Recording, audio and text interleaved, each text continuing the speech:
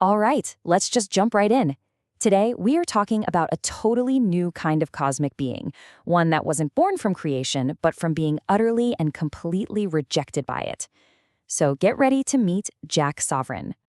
But before we get to him, I want to start with a question. And it's a question that really gets to the core of this whole thing. What if a soul, the very thing we think of as fundamental, was actually just a glitch, a bug in the cosmic code? That's the unsettling idea we're diving into. And this quote, this is everything. This is the terrible, powerful truth that Jack stumbles upon.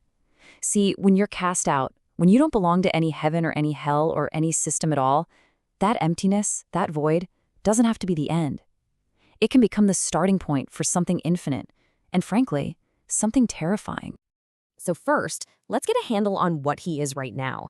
We're not just talking about a bad guy here. We're talking about a fundamental problem for reality itself. The term they use is a cosmic anomaly. And just think about what that means. A vacuum in the cosmic ledger. He just doesn't add up. He's a zero where a number should be. And that simple absence, that null state, puts this incredible pressure on the fabric of existence. So much pressure, in fact, that it threatens to just unravel the whole thing. So how in the world does a being become a glitch in reality? Let's dig into his backstory and see exactly how this anomaly was created. It all starts with that old folktale of Stingy Jack, a name the source material calls a pitiful moniker. You know the story, cursed to wander in the dark forever, turned away by both heaven and hell. But here's the twist. For this Jack, that wasn't the end of his story. Oh no, it was just the explosive beginning. And you can really see that shift right here. That burning coal the devil gave him, that became his spark of self-ignition. The turnip he carved, that became his cradle of philosophy. This core belief that a powerful enough will can create its own light right in the middle of the void. He literally turned his damnation into his engine for ascension. All right, so he's had this huge philosophical breakthrough. Now let's see how that changes him on a physical level and leads to the birth of something completely new. So while he's wandering this abyss, he comes across a shard of a fallen seraph, this corrupted piece of an angel that was unmade for rebelling against heaven. Now Jack doesn't see a tragedy here, he sees a kindred heresy. And in this incredible act of pure will and, as they put it, boundless avarice, he doesn't just feel bad for it, he consumes it. He makes it part of him. And boom, this is the result.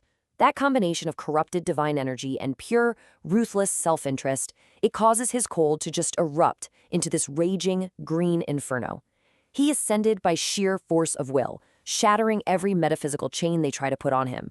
The man once called Sinji was completely gone. In his place stood Jack Sovereign, the monstrum unbound. And of course, a new being needs new names, and boy, do these say it all. He's the Lantern Wolf, a hunter in the eternal dark. He's the fire that refuses, a will that simply will not be put out. And, maybe most importantly, he's the predator of the absolute. He doesn't just fight people, he hunts fundamental concepts. So what does a predator of the absolute actually do? I mean, what kind of powers are we even talking about here? Well, his power is conceptual, it's wild. Using his pandemonium flames, he can literally burn ideas, like morality, consequence, even law. As the sovereign sorcerer, he can take the chains of causality that once tried to bind him and twist them however he wants. And that eternal wandering he was cursed with, that's now become the master of infinite movement, letting him just step between any plane of existence whenever he feels like it. Okay, and this part is absolutely crucial. Because his power comes from his own unbreakable sovereign will, he exists outside of all the predictable systems. This makes him what they call an anti-chaos anomaly.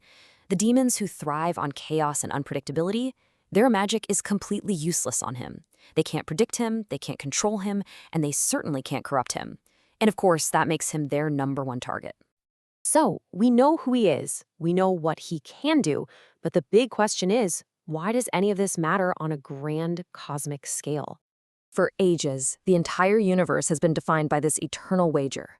On one side, you have Sinos, the gospel of the void, basically arguing that existence is a mistake and hope is putrid. On the other side, you have Pan, the wild affirmation, who champions the will to power as the ultimate creative force. It's this endless cosmic debate between nothingness and everything. But Jack's sovereign just shatters that whole debate. He walks in as this terrifying third option, sovereign will. See, he's not interested in the philosophical question of whether existence has any value. He's only interested in what he can take from it. He's not here to argue, he's here to collect. And that outlook makes him the ultimate multiversal predator. His whole purpose, from a story perspective, is to create these massive, high-stakes conflicts, to test the heroes and villains of the universe against a philosophy that just rejects everything they believe in. And you see this play out in some very direct ways. He goes head-to-head with Vampirella over a fractured Chaos Stone. Not just for power, but because her whole quest for redemption is an insult to his belief in absolute will. He travels all the way to the Hyborian Age just to collect a debt from Red Sonja, proving that no account is beyond his reach. And yeah, the forces of chaos are constantly hunting him, because he's the one thing they can't control, a will that absolutely refuses to be broken. And so we're left with this chilling thought. Jack's hollow soul, that vacuum in the cosmic ledger, has now become the ultimate test case for that ancient wager. His journey is going to prove one of two things. Either a sovereign will really can create its own meaning, and in doing so validate all of existence, or a soul that belongs nowhere truly does have the power to unravel everything. The predator of the absolute is on the hunt, and the fate of reality itself is the prize.